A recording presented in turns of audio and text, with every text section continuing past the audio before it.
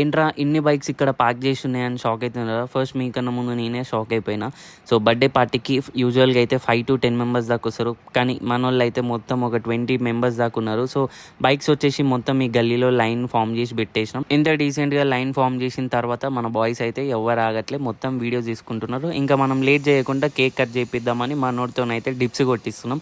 So మనోడు భయం ఏంటంటే ఆ కేక్లో మన తలకాయ పెట్టి కొట్టేస్తామని భయపడుతున్నాడు.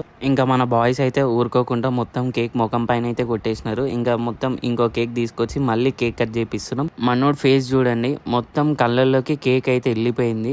ఇంకా కేక్ కటింగ్ అయిపోయిన తర్వాత మనోడికి ఒక మంచి హెల్మెట్ గిఫ్ట్ ఇచ్చింది వాళ్ళ మమ్మీ అయితే. ఇంకా ఈ హెల్మెట్ వచ్చేసి రైడెక్స్ హెల్మెట్. అండ్ మనోడి ఫేస్లో హ్యాపీనెస్ చూడండి, ఇంకా చెప్పలేనంత అంత హ్యాపీగా ఫీల్ అవుతున్నాడు. అండ్ సీరియస్లీ వీళ్ళ ఇంట్లో నుంచి ఇంత సపోర్ట్ చేస్తారని అస్సలు అనుకోలే నేను. అండ్ ప్రతి ఒక్కరి ఇంట్లో సపోర్ట్ చేయరు కదా రైడింగ్కి కానీ. అండ్ మీరు ఏమంటారో కామెంట్ చేసి చెప్పండి. మన ఛానల్ని సబ్స్క్రైబ్ చేసుకోవడం మర్చిపోకండి. బాయ్.